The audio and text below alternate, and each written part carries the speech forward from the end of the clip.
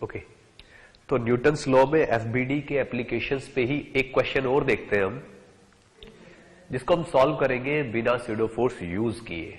ठीक है, pseudo force की हेल्प से भी ये क्वेश्चन बहुत इजीली हो सकता है, ठीक है ना। बट स्यूडो फोर्स का जो कॉन्सेप्ट है वो एक ऑल्टरनेट है। जो चीज स्यूडो फोर्स से सॉल्व हो सकती है वो विदाउट स्यूडो फोर्स भी 100% सॉल्व हो सकती है बिना स्यूडो फोर्स यूज किए। स्यूडो फोर्स यूज करके सिचुएशन थोड़ी सी आसान हो जाती है, ठीक है, बट विदाउट स्यूडो फोर्स भी हम हर क्वेश्चन को सॉल्व कर सकते हैं। देखिए उसी टाइप का एक अरेंजमेंट है। क्या है, देखिए क्वेश्चन किस तरीके से है। देखिए एक यहां पे हमारे पास रेफरेंस लेवल है, मान लीजिए इस तरीके का, ये यू ऐसे, इस पे एक वेज रखा हुआ है ये,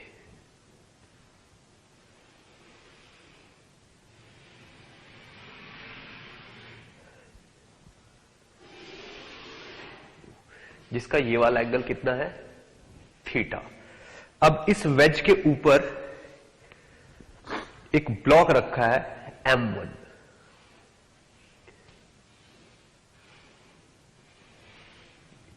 दिस इज M1, और ये जो वेज है इसका मास है M2, ये एंगल थीटा है, ठीक है ना। तो all surfaces are smooth, all surfaces are smooth, that means no friction. तो हमें फाइंड आउट करना है force acting on wedge due to block. तो पूछा गया है फाइंड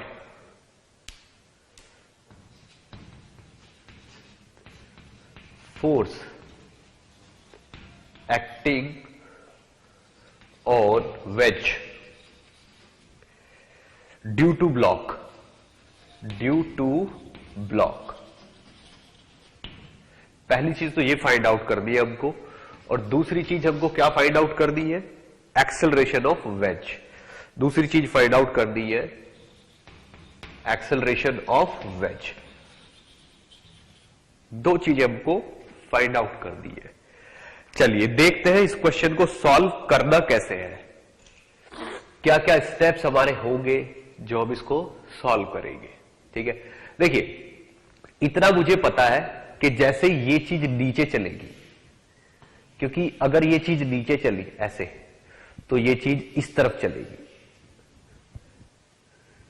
ये वेज है तो मान लीजिए इसका एक्सेलरेशन इस तरफ है AW, और ये AW क्या है, acceleration of wedge with respect to ground है ये, ठीक है। लेकिन क्या ये ब्लॉक नीचे चल के यहां पे पहुंचेगा, इस जगह पहुंचेगा? तो आंसर है नहीं, ये यहां नहीं पहुंचेगा, क्योंकि जब तक ये नीचे पहुंचेगा ये वाला ब्लॉक आगे खिसक चुका होगा, ये यहां कहीं पहुंचेगा पर वहां नहीं पहुंचेगा, उस जगह नहीं पहुंचेगा, ठीक है। तो एक्चुअल में real acceleration of this block, यानी कि ब्लॉक का रियल एक्सेलरेशन इस तरफ नहीं है, ब्लॉक का रियल एक्सेलरेशन इस तरफ है। लेकिन हम क्या करेंगे, हम इसमें थोड़ी सी ट्रिक प्ले करेंगे और यहां पे किसी को बिठाएंगे। हम यहां पे बिठा के अब किसी को ऐसे, ठीक है ना, इससे बात करेंगे। इसके अकॉर्डिंग इस ब्लॉक का एक्सेलरेशन इस तरफ है, इससे पूछा जाएगा तो ये बोलेगा कि इस ब्लॉक का एक्सेलरेशन इस तरफ है, कितना, AB। लेकिन ये तो एक्सेलरेशन ऑफ ब्लॉक हो गया या कि नेट, लेकिन ये नेट एक्सेलरेशन नहीं है, ये तो वेज पे बैठ के दिख रहा है। ग्राउंड पे खड़े होके देखेंगे, अगर हम ग्राउंड पे खड़े होके देखें तो एक्सेलरेशन इस तरफ नहीं दिखेगा, एक्सेलरेशन थोड़ा इस तरफ दिखेगा, क्योंकि जिस तरफ एक्सेलरेशन इनिशियल इसको रेस्ट से छोड़ा गया है तो ये जिस डायरेक्शन में जाएगा एक्चुअल में वो उसी डायरेक्शन में इसका एक्सेलरेशन भी होगा। तो यहां पे क्या है, एक्सेलरेशन ऑफ ब्लॉक इस तरफ नहीं दिखेगा, इसलिए ये acceleration of block with respect to wedge है जो इसको दिख रहा है।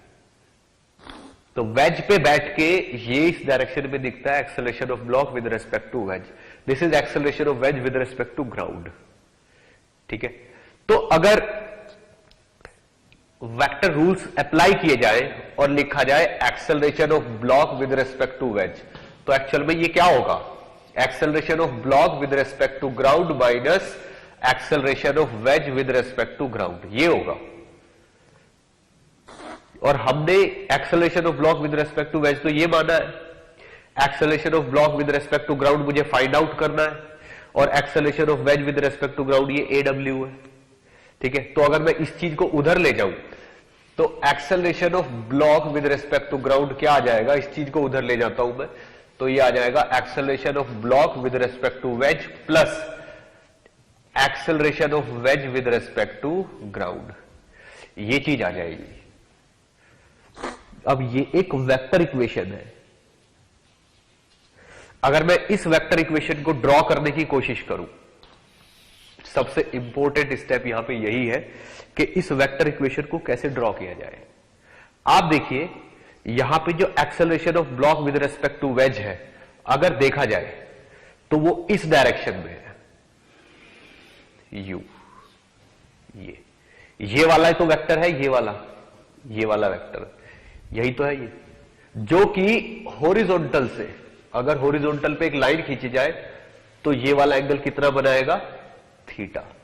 This is acceleration of block with respect to wedge. अगर मैं इस वेक्टर में ये वाला वेक्टर ऐड कर दूं तो वो मिल जाएगा, ठीक है। तो ये वाला वेक्टर कौन सा है? ये वाला वेक्टर ये acceleration of wedge with respect to ground, वो ये वाला वेक्टर हो गया। ये कौन सा वेक्टर हो गया? Acceleration of veg. इन दोनों को जोड़ने पे जो वेक्टर आएगा वो क्या होगा? Acceleration of block with respect to ground होगा। तो अब आप ये देखिए, अगर मैं यहां से इसको जोड़ू ऐसे u और इसको ऐसे करूं u, तो ऑलमोस्ट ये वाला वेक्टर हमको एज ए रिजल्ट मिलता है, ठीक है। और ये वाला वेक्टर क्या है? Acceleration of block with respect to ground आ गया ये वाला। तो इस ब्लॉक का जो ऊपर रखा हुआ उसका एक्सेलरेशन एक्चुअल में ऐसे होगा, ना कि ऐसे, ठीक है। अब इसको थोड़ा सा और हम ठीक कर सकते हैं, ठीक है ना। एक्चुअल में ये तो रिजल्टेंट है, दिस इज रिजल्टेंट, ठीक है, ये क्या है? रिजल्टेंट। तो अब आप एक चीज देखिए, ये वाला एरो भले ही इसमें ऐसे दिख रहा है, पर ये थोड़ा सा ऐसे भी हो सकता है, इस तरीके इस तरफ भी हो सकता है ये, क्योंकि ये तो मुझे नहीं पता ना वैल्यू, मैंने क्या पता मैंने इस वेक्टर की लेंथ ज्यादा ले ली हो। अगर ये वेक्टर छोटा हुआ तो इसकी ओरिएंटेशन उसी तरफ आ जाएगी, तो ये इस तरफ भी हो सकता है। लेकिन जो ए रिजल्टेंट है वही acceleration of block with respect to ground है। तो अब आप ये देखिए, अगर मैं acceleration of block with respect to ground जो है मेरे पास, ये जो आया है, ठीक है ना, इसका मैं रिजल्टेंट निकालू कि इसका कौन सा कंपोनेंट एक्स में है और कौन सा कंपोनेंट वाई में है। तो acceleration of block with respect to ground का अगर मैं एक्स कंपोनेंट निकालू इसका, ठीक है, तो ये वाला वेक्टर और इसका, देखो इस वाले से और इस वाले से मिलके ये बना हुआ है, तो इन दोनों के अगर मैं एक्स कंपोनेंट का रिजल्टेंट निकाल दूं तो इसका एक्स कंपोनेंट आ जाएगा। क्लियर? अब आप ये देखो, अगर मैं इसका एक्स कंपोनेंट लूंगा तो ये क्या हो जाएगा? Acceleration of block with respect to wedge into cos theta minus acceleration of wedge. ये एक्स डायरेक्शन में आ गया, वो भी किस तरफ? इस तरफ आया है। आप चाहो तो इसके सामने यहां माइनस लगा दो, यहां प्लस लगा दो, तो एक्सेलरेशन इस तरफ आ जाएगा। पर फिर भी अगर मैं इसको थोड़ा छोटा मानू, इसको छोटा मानूंगा तो ये इस तरफ आ जाएगा, तो उसका कंपोनेंट रिजल्टेंट इस तरफ भी आ जाएगा। तो हम अब इस तरफ का फोर्स लेके, क्योंकि जो ब्लॉक है, ब्लॉक क्या है? ब्लॉक ऐसे है, उस पर फोर्स लगेगा ऐसे, तो उसका ये कंपोनेंट और ये कंपोनेंट हमें चाहिए होगा। तो इस कंपोनेंट की वैल्यू फाइंड आउट, इस पे जो नेट फोर्स है उसकी ये वाला कंपोनेंट, इस पे नेट फोर्स का ये वाला कंपोनेंट फाइंड आउट करके हम इस एक्सेलरेशन इनटू मास के इक्वेट कर सकते हैं। अब नेक्स्ट स्टेप देखो, acceleration of block with respect to ground जो है उसका अगर y कंपोनेंट में निकालू, इसका y कंपोनेंट में निकालू, तो इन दोनों का जो y कंपोनेंट होगा वही ये होगा, रिजल्टेंट का भी वाई कंपोनेंट वही होगा, तो इसका वाई कंपोनेंट बनता है बस इसका, लेकिन इसका नहीं बनता। और इसका वाई कंपोनेंट क्या बनेगा, इसका वाई कंपोनेंट बनेगा A B W sine theta only, इसका कोई वाई कंपोनेंट होगा ही नहीं। ठीक है, अब ये जो दो चीजें लेके आया हूं मैं, ये मैंने क्यों किया है, आखिर क्या है ऐसा? ये मैंने इसलिए किया है कि जब मैं ब्लॉक का एफबीडी बनाऊंगा तो ब्लॉक पे एक्स डायरेक्शन में जो नेट फोर्स है वो निकालूंगा और m इंटू ए एक्स के बराबर कर दूंगा। फिर मैं ब्लॉक पे y डायरेक्शन भी निकालूंगा, फिर m इंटू ए वाई के बराबर कर दूंगा। तो मेरे पास दो वैलिड इक्वेशन आ जाएगी। फिर एक इक्वेशन मेरी वेज से आ जाएगी। ठीक है, तो वेज से जो इक्वेशन आएगी वो तीसरी इक्वेशन होगी और तीनों अननोन सॉल्व हो जाएंगे, ब्लॉक का एक्सेलरेशन, वेज का एक्सेलरेशन और नॉर्मल फोर्स। ठीक है, तो मेरे तीनों पर्पज सॉल्व हो जाएंगे तीन इक्वेशन से। चलिए अब फाइंड आउट करने की कोशिश करते हैं ब्लॉक पे एक्ट करने वाले फोर्सेस और एफबीडी।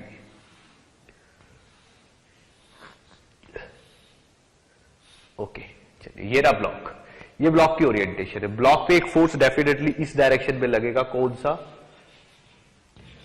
M1G, जिसका एक कंपोनेंट तो इस तरफ होगा और एक कंपोनेंट इस तरफ होगा। ठीक है ना, अगर ये वाला एंगल थीटा है तो this will be M1G cos theta and this will be M1G sin theta.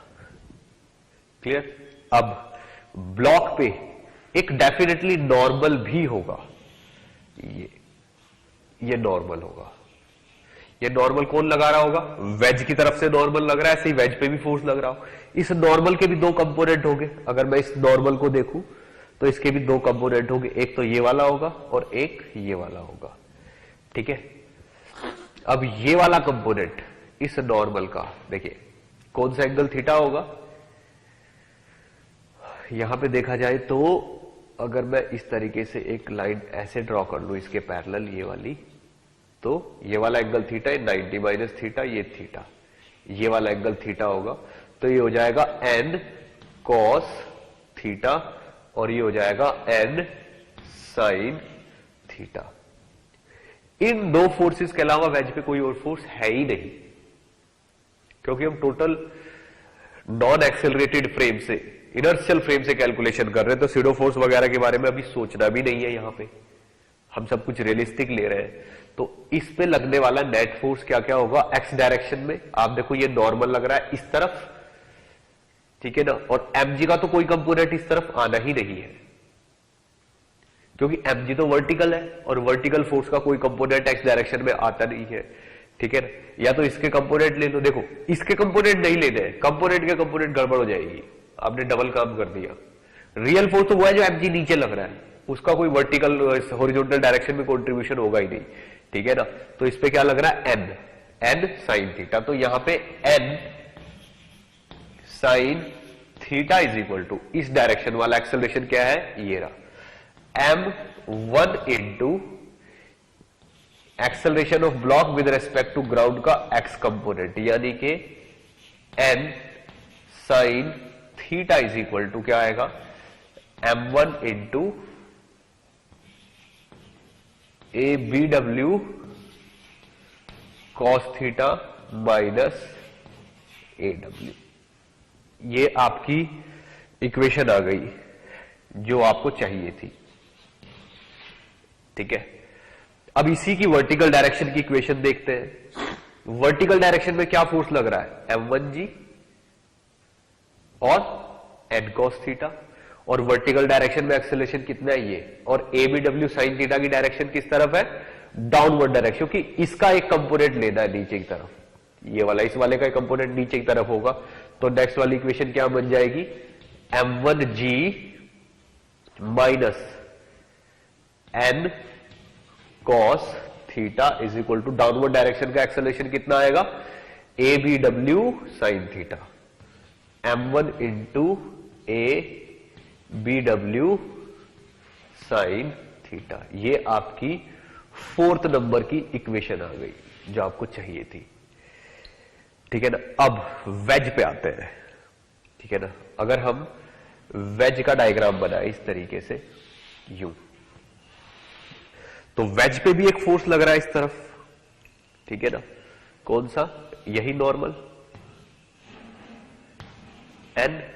इस एन का एक ये कंपोनेंट होगा और एक ये वाला कंपोनेंट होगा, ठीक है ना। ये वाला कंपोनेंट एन साइन थीटा है और ये वाला कंपोनेंट एन कॉस थीटा है, ठीक है। वेज का मास कितना है m2 और वेज का एक्सेलरेशन इस तरफ कितना है aw। तो इस पे इस तरफ लगने वाला फोर्स कितना है n साइन थीटा। तो n sine theta is equal to m2 into aw, ठीक है। तो यहां से, ठीक है, n sine theta is equal to m2 into aw, ये आपकी 5th नंबर की इक्वेशन आ गई है। 3 इक्वेशन हो गई, ठीक है ना। तो on solving 3, 4th and 5th you will get aw, a, b, w and n। 3 equation को सॉल्व करके आपके पास ये चीजें आ जाएंगी, ठीक है। जो नॉर्मल आएगा मैं उसकी वैल्यू लिख देता हूं। नॉर्मल कितना आएगा, मैच कर लीजिएगा आप। नॉर्मल निकल के आएगा आपका m1 m2 g cos theta, m1 m2 g cos theta divided by m2 plus m1 sine square theta, m2 plus m1 sine square theta. ये नॉर्मल निकल के आएगा, एक आंसर तो ये हो जाएगा, ठीक है ना। इसी तरीके से आपका aw क्या निकल के आएगा, m1g cos theta sine theta, m1g cos theta sine theta and divided by m2 plus m1 sine square theta. दूसरा आंसर ये आ जाएगा। ये आपके आंसर्स होंगे। इन तीनों इक्वेशन को सॉल्व करके आपके पास आंसर निकल आएगा। देखिए ये क्वेश्चन हमने सॉल्व किया विदाउट यूजिंग स्यूडो फोर्स। इसको स्यूडो फोर्स से भी बहुत इजीली कर सकते हैं, ठीक है। तो इसको अच्छे से नोट करिए, फिर मैं नेक्स्ट एग्जांपल लेता हूं।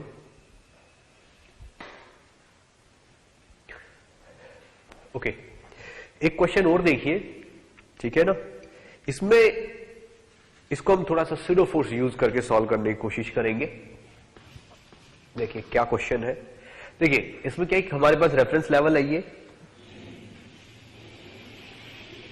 इस तरीके से, यहां पे इस पे एक वेज रखा हुआ है और वेज थोड़ा अलग तरीके का है, इस टाइप से है वेज।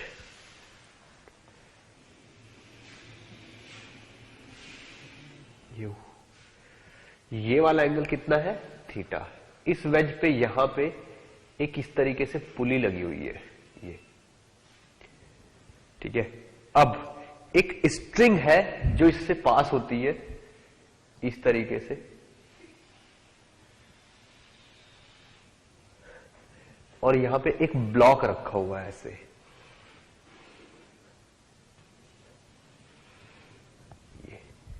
ये इस पे एक ब्लॉक रखा हुआ है। मान लीजिए इसका मास m2 है और इसका मास m1 है, और ये जो स्ट्रिंग है ये यहां पे एक बहुत ही रिजिड सपोर्ट से जुड़ी हुई है, ठीक है। All surfaces are smooth, all surfaces are smooth.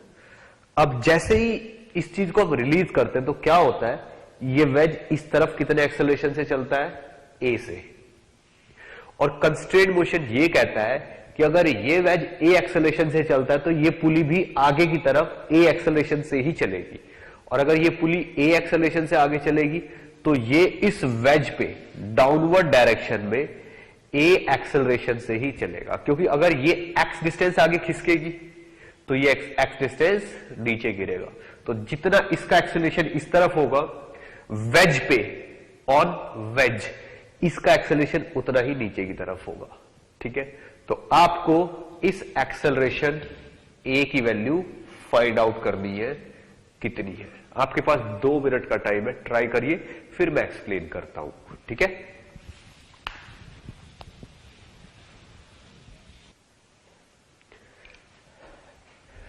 Okay, मुझे क्वेश्चन सॉल्व करना है। आई होप आपने ट्राई कर लिया होगा अच्छे से। देखिए, मैच करिएगा आपके प्रोसीड करने का वे और मेरा सेम है या नहीं। देखिए, 2 ऑब्जेक्ट है, वेज और ब्लॉक। वेज अगर ए एक्सेलरेशन से आगे चलेगा तो ब्लॉक इस पे ए एक्सेलरेशन से नीचे गिरेगा। तो ब्लॉक कैसे फ्रेम पे रखा हुआ है? एक्सेलरेटेड फ्रेम पे। तो ये जो वेज है, वेज इज एक्सेलरेटेड फ्रेम, ठीक है। तो ये जो ब्लॉक है ये एक सूडो फोर्स फील करेगा इस तरफ, कितना? m1a। ये ब्लॉक एक सूडो फोर्स फील करेगा। किस डायरेक्शन में फील करता है? जो भी एक्सेलरेटेड फ्रेम का एक्सेलरेशन होता है उसके अपोजिट डायरेक्शन में उतना ही एक्सेलरेशन ऑब्जेक्ट फील करता है जो किसी नॉन इनर्शियल या एक्सेलरेटेड फ्रेम पे रखा होता है, ठीक है।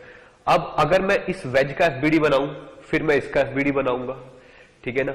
अब अगर मैं इसका एक्सेलरेशन ए लेता हूं, ए एक्चुअल में क्या है? A is acceleration of block with respect to wedge, ठीक है ना। वेज पे बैठ के, यानी कि एक ऐसे फ्रेम पे बैठ के ये एक्सेलरेशन ले रहे हैं हम, ठीक है। तो इसमें अगर इसके एफबीडी में अगर मैं ये सूडो फोर्स यूज कर लूं तो वैलिड इक्वेशंस हो जाएंगी, ठीक। चलिए, पहले मैं वेज का एफबीडी बनाता हूं, फिर मैं उसका एफबीडी बनाऊंगा m1 का। अब आप ये देखो, वेज के एफबीडी में क्या करना है। ये आपका वेज है, मान लीजिए वेज है। अब वेज पे आप देखो, अगर मैं सारे फोर्स वेज को एक समझ लीजिए, सारे काम हम पॉइंट मास मान के ही करते हैं, ठीक है। तो वेज पे एक्चुअल में क्या हो रहा है? वेज पे एक फोर्स इस तरफ लग रहा है टी। ये टी कहां से आया? एक्चुअल में इसमें टेंशन कितनी है? टी। तो ये जो टेंशन है ये पुली पे इस तरफ लग रही होगी और इस वाली पुली पे ये इस तरफ लग रही होगी। तो ये वाली टेंशन तो एज इट इज है। देखो आप, ये एक टेंशन तो अगर देखा जाए तो पुली पे एक टेंशन टी इस तरफ है और पुली पे एक टेंशन टी इस तरफ है, और ये वाला एंगल कितना बनता है? थीटा, ठीक है। तो इसी वेज पे एक एक्सेलरेशन, एक टेंशन इस तरफ भी है टी, ठीक है। और इस वेज पे एक नॉर्मल भी तो लगेगा इस तरफ, तो वेज पे एक नॉर्मल भी है किस तरफ? इस तरफ। This is normal. अब वेज पे कौन कौन से फोर्स है? ये वाला टी, ये वाला टी और ये नॉर्मल। इन सब के बावजूद वेज का एक्सेलरेशन इस तरफ कितना है? ए, ठीक है। तो अगर मैं वेज का एफबीडी बनाऊं, इसका एफबीडी बनाऊं, तो इक्वेशन क्या आएगी? ये वाला टी माइनस इस वाले टी का ये वाला कंपोनेंट, ये वाला एंगल थीटा होगा, तो T minus T cos theta, ठीक है ना। और इस नॉर्मल का ये वाला कंपोनेंट, ठीक है। ये थीटा, ये 90, ये 90 माइनस थीटा, तो प्लस का n sine theta is equal to mass of wedge into A. इसका मास कितना है? m2। देखिए ये कितना है? 90 माइनस थीटा, तो इसका ये वाला कंपोनेंट कितना हो जाएगा? n sine theta. तो t minus T cos theta plus n sine theta is equal to m2। ये हो गया। अब किसका एफबीडी बनना है? अब उस ब्लॉक का एफबीडी बनना है, ठीक है ना। चलिए ब्लॉक का एफबीडी बनाते हैं। ब्लॉक पे क्या क्या फोर्स लगाने हैं? ब्लॉक पे एक फोर्स तो ये लग ही रहा है, कौन सा? m1a, ठीक है ना। ब्लॉक पे एक फोर्स इस डायरेक्शन में और लग रहा है, कौन सा? m1g साइन थीटा, ठीक है ना। और ब्लॉक पे इस डायरेक्शन में एक नॉर्मल लग रहा है, ठीक है। तो आप देखो नॉर्मल का तो इस डायरेक्शन में हम इक्वेशन बना रहे हैं, इस डायरेक्शन में ब्लॉक का एक्सेलरेशन कितना है? a। तो इस डायरेक्शन में अगर मैं इक्वेशन बनाऊं तो इस नॉर्मल का अब एक टेंशन भी है, ये टी। इस नॉर्मल का कोई कंपोनेंट इस डायरेक्शन में नहीं है, तो नॉर्मल का तो कोई यूज ही नहीं, क्योंकि इक्वेशन हम इस डायरेक्शन में बना रहे हैं। तो इक्वेशन क्या बनेगी, अगर इसका एक्सेलरेशन मैंने नीचे को माना है तो इसकी इक्वेशन बनेगी m1g sin theta minus T, ठीक है ना। और इस m1a का एक कंपोनेंट ये और एक कंपोनेंट ये, तो m1a का ये वाला कंपोनेंट क्या होगा cos theta plus m1a cos theta is equal to m1, इस डायरेक्शन का एक्सेलरेशन कितना है a। ये आपकी इक्वेशन नंबर 1 हो गई और ये इक्वेशन नंबर 2 हो गई, ठीक है ना। तो on solving equation number 1 and 2 we get acceleration and we get tension, ठीक है। तो मैं लिख देता हूं आंसर्स यहां पे।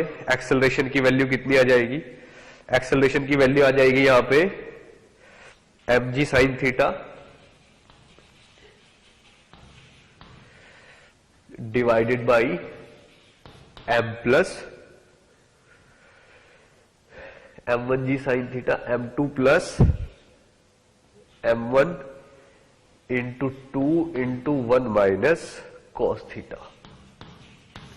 ये आपके पास एक्सेलरेशन आ जाएगा। टेंशन भी इसी तरीके से आप फाइंड आउट कर सकते हो, ठीक है। तो ये आपका आंसर है इस पर्टिकुलर क्वेश्चन में। इसमें हमने सीडो फोर्स लेके थोड़ा सा काम कर लिया, ये वाला क्लियर। इसको अच्छे से नोट करिए, फिर मैं नेक्स्ट एग्जांपल पे पहुंचता हूं। ओके, अब एक टाइप का क्वेश्चन और देखते हैं हम।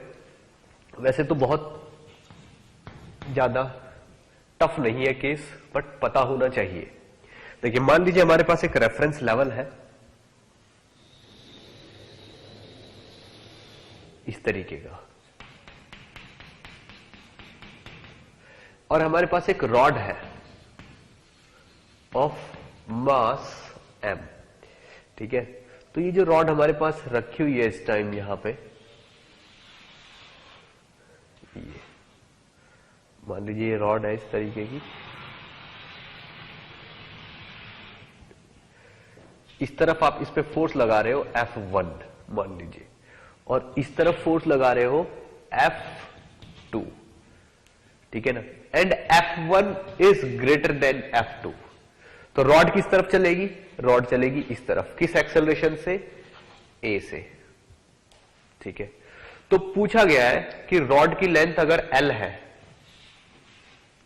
रॉड की लेंथ कितनी है L, तो ये वाला जो एंड है, इस वाले एंड से y डिस्टेंस पे, इस वाले एंड से y डिस्टेंस पे एक डॉट है ये, ठीक है ना। तो इस पॉइंट पे टेंशन बताइए, ये है पॉइंट P। तो इसने पूछा है find tension eight point P। अभी तक क्या था कि अगर यहां से लेके यहां तक की स्ट्रिंग होती है तो इस स्ट्रिंग में, पूरी स्ट्रिंग में टेंशन हम सेम मानते हैं, पर यहां पे क्या है, इस रॉड का मास है, इसलिए इसके हर पॉइंट पे टेंशन डिफरेंट होगी, ठीक है ना। इस पॉइंट पे देखते हैं टेंशन कितनी है, ठीक है ना। हम इस चीज को ये भी तो मान सकते हैं कि हो सकता है ये एक नहीं 2 रॉड्स है, ऐसे भी तो मान सकते हैं इसको यू, आपकी मर्जी, आप चाहो तो इसको ऐसे भी मान सकते हो कि ये जो रॉड है ये इस तरीके से है कि यहां पे एक स्ट्रिंग लगी हुई है, ये इस स्ट्रिंग में टेंशन बताओ कितनी है, तो ये वाली टेंशन और इस पॉइंट P पे टेंशन बात एक ही है। इस चीज को आप ऐसा भी मान सकते हो, ठीक है ना।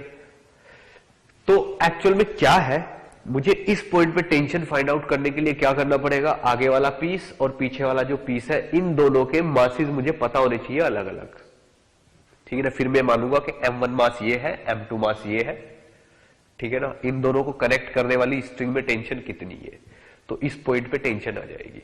इस डायग्राम को हम इस तरीके से मान सकते हैं। तो ये पीस मान लीजिए M1 है और ये पीस मान लीजिए M2 है। तो इस पीस को आगे खींचा जा रहा है F1 से, इस पीस को पीछे खींचा जा रहा है F2 से, और यहां पे टेंशन कितनी है T। अब आप ये देखो, इस चीज का अगर मैं एक्सेलरेशन निकालूं तो एक्सेलरेशन की value definitely F1 minus F2 divided by m आएगी। ये एक्सेलरेशन की वैल्यू होनी है। तो इसका एक्सेलरेशन भी a होगा और इसका एक्सेलरेशन भी a होगा। तो अगर मैं इस पीस का FBD बनाऊं M1 का, तो आप ये देखो, अगर मैं M1 का FBD बनाऊं, यहां पे क्या है ये M1, तो M1 का FBD बनाएंगे तो इस तरफ फोर्स लगेगा F1 और इस तरफ फोर्स लगेगा T, ठीक। और उसके बावजूद इसका एक्सेलरेशन कितना होगा A। तो यहां पे अगर इक्वेशन बनाई जाए तो इक्वेशन क्या बनेगी, F1 minus T is equal to M1A। तो A की वैल्यू क्या हो जाएगी, F1 minus T divided by M1। एक इक्वेशन ये आ गई, एक इक्वेशन पीछे वाले की भी बन जाएगी इसी तरीके से। अगर मैं बैकवर्ड वाले की इक्वेशन बनाऊं इसी तरीके से, तो इस पे आगे की तरफ तो फोर्स लगेगा T और पीछे की तरफ क्या लगेगा F2 और इसका एक्सेलरेशन भी कितना होगा A। तो अगर मैं इसकी इक्वेशन बनाऊं तो इसकी इक्वेशन भी बिल्कुल ऐसी आ जाएगी, क्या आ जाएगी, T minus F2 is equal to M2 into A। ये दूसरी इक्वेशन हो गई, ठीक है ना। अब आप ये देखो, A की वैल्यू मुझे पता है, इन इक्वेशंस में से क्या क्या अननोन है, T अननोन है, ठीक है, और A अननोन है। A और T के अलावा कुछ भी अननोन नहीं है, ठीक है। लेकिन हमको यहां पे M1 और M2 भी नहीं पता, M1 और M2 भी नहीं पता। यहां से M1 का मास निकल आएगा। M1 का मास क्या होगा, जो भी लेंथ है यही होगा, y upon L into M। ये तो M1 हो गया, ठीक है ना। और M2 क्या हो जाएगा, M2 हो जाएगा L minus Y upon L into M। ये आपका M2 मास हो गया। तो M1 M2 इन सबको सॉल्व करके आपके पास T की वैल्यू भी आ जाएगी और A की वैल्यू भी आ जाएगी। क्लियर। इनको जस्ट सॉल्व करिए, इक्वेशन नंबर 1, 2, 3 एंड 4, ठीक है ना। तो on solving 1, 2, 3 and 4 you will get value of tension T, ठीक है ना। तो ऑन सॉल्विंग 1, 2, 3 एंड 4 आपको T की वैल्यू मिल जाएगी। क्लियर। इसको अच्छे से नोट करिए, फिर हम और आगे बढ़ते हैं।